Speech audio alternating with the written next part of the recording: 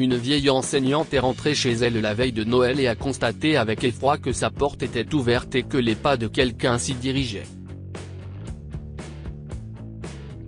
Amanda Chandler adorait son travail d'éducatrice. Il lui permettait de passer du temps avec des enfants qui, selon elle, sont le sel de la terre.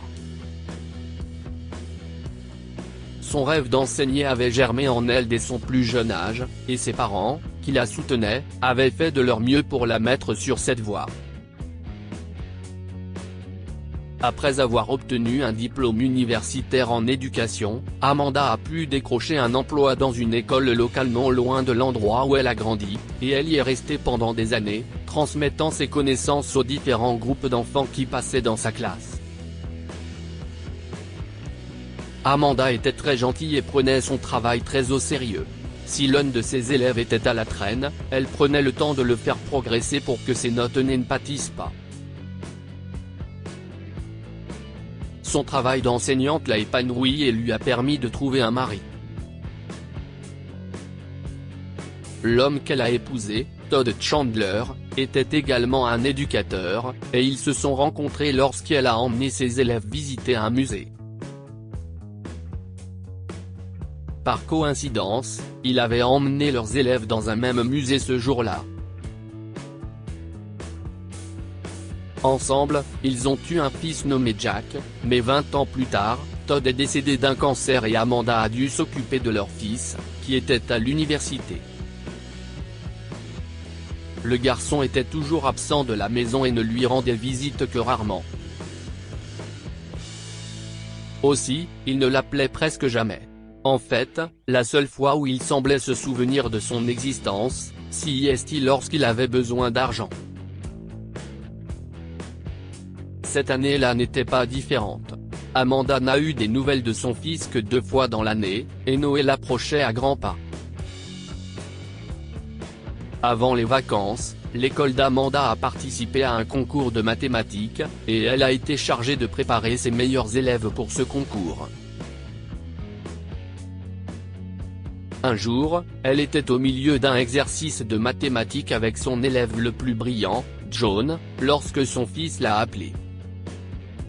« Bonjour maman, tu peux m'envoyer de l'argent ?» a-t-il demandé en pleurnichant. « Pourquoi est-ce la première chose qui sort de ta bouche après la longue période où tu ne m'as pas adressé la parole ?» lui a-t-elle demandé, agacée et blessée, ignorant que ses élèves avaient les yeux rivés sur elle et l'écoutaient.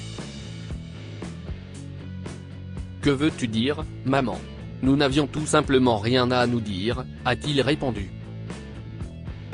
« Vraiment Jack, si est-ce ce que tu penses ? » a-t-elle dit d'une voix tremblante. « Maman, je peux avoir de l'argent ou pas ? » a-t-il demandé. « Non, tu ne peux pas, » s'est-elle exclamé sévèrement. « Vraiment maman ? Alors je suppose que je vais devoir venir et le prendre, » a-t-il répondu froidement. « Tu veux dire que tu veux me voler ? » a-t-elle demandé. Lorsqu'elle avait reçu l'appel, Amanda avait tourné le dos à la classe pour avoir de l'intimité, mais la conversation avait accaparé toute son attention, et elle avait oublié que ses élèves écoutaient la dispute. « Ce n'est pas ce que je veux dire, maman, est-ce que si est vraiment du vol si ça appartient à ma mère ? » a demandé Jack. « Très bien, je vais te donner de l'argent, mais à une seule condition, » a dit Amanda. « Laquelle maman ? Tu dois rentrer à la maison pour passer la veille de Noël avec moi, » a-t-elle dit. « Si est d'accord, » a-t-il dit sans hésiter. « Je t'attendrai alors, » a-t-elle dit et elle a mis fin à l'appel. Dès qu'elle s'est retournée pour faire face à John et aux autres enfants, c'était comme si la vie reprenait, et ils ont tous recommencé à parler et à bouger. « Désolé que vous ayez eu à entendre ça, les enfants, » a-t-elle dit en guise d'excuse et elle a continué avec les leçons de mathématiques. Pour le reste de la journée, Amanda était très heureuse. Elle savait que son fils ne voulait que de l'argent, mais elle était tout de même très heureuse qu'il lui rende enfin visite, ce qui signifiait qu'elle ne passerait pas Noël seule comme elle en avait l'habitude. La veille de Noël, elle s'est rendue à l'épicerie pour acheter des produits pour le plat préféré de son fils. Elle l'a appelé pour lui demander s'il était en route en quittant le magasin, mais il n'a pas répondu.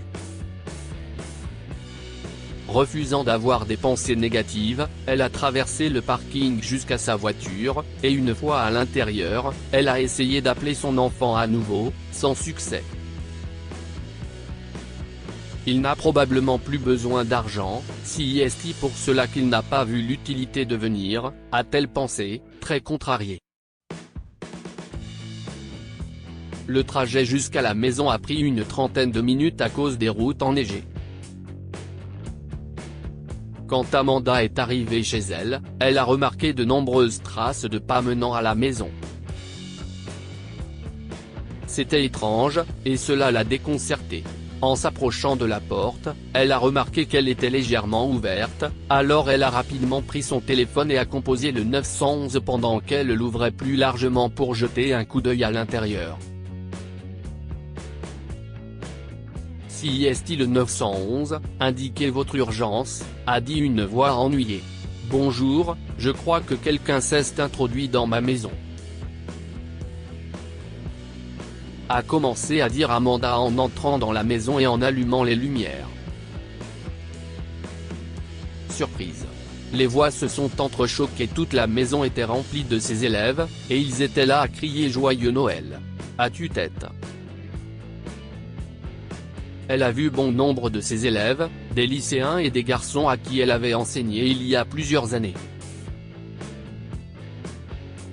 Amanda était inondée de bonheur et ses yeux larmoyaient en regardant tous ceux qui étaient venus pour elle. Merci les gars, mais comment êtes-vous entrés?